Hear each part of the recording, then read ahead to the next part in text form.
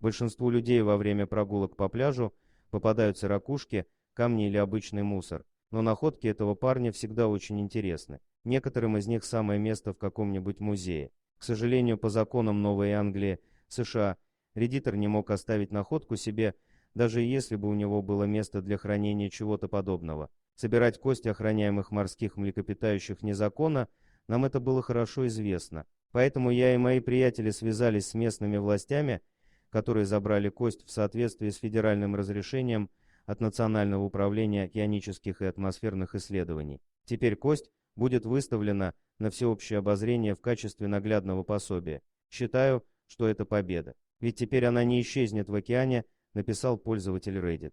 Дети нашли останки ихтиозавра на острове Русский. Окаменелые останки доисторического существа нашли в одной из бухт на острове Русский, вблизи Владивостока. По мнению ученых, породы сохранили фрагменты скелета ихтиозавра, жившего более 200 миллионов лет назад. Редкая находка на счету детворы из отряда «Сирены». О ней сообщил в Facebook образовательный проект «Наука в путешествии». Приморье. Эти доисторические рептилии обитали вблизи острова Русский около 247 миллионов лет назад. Чтобы разгадать загадку до конца, энтузиасты изучения родного края обратились к ученым. Оказалось, что части найденного скелета действительно принадлежат никому иному, как ихтиозавру. Это подтвердили в Государственном Дарвиновском музее Москвы и Санкт-Петербургском государственном университете. Палеонтологи отметили, что подобные находки для Дальнего Востока являются большой редкостью. Дети действительно обнаружили очень ценный образец.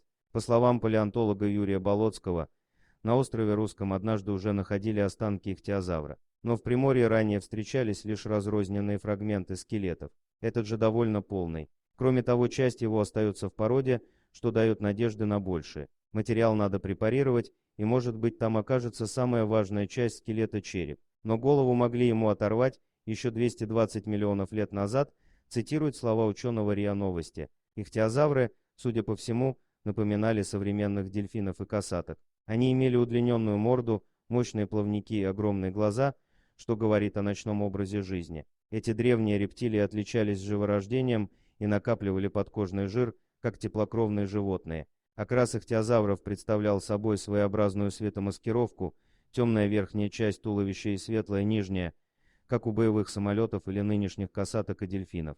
В длину доисторические животные иногда достигали 23 метров, хотя в среднем были намного меньше от 2 до 4 метров. Причиной вымирания ихтиозавров ученые считают глобальное потепление в середине мелового периода. Оно вызвало сокращение количества кислорода в водах океанов.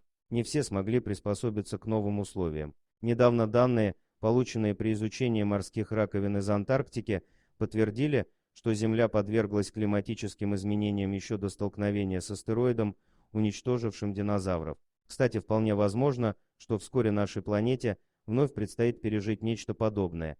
Спасибо за просмотр, подписывайтесь на канал, где вы найдете еще много интересного, а также ставьте лайки и пишите комментарии, что думаете по поводу этой истории.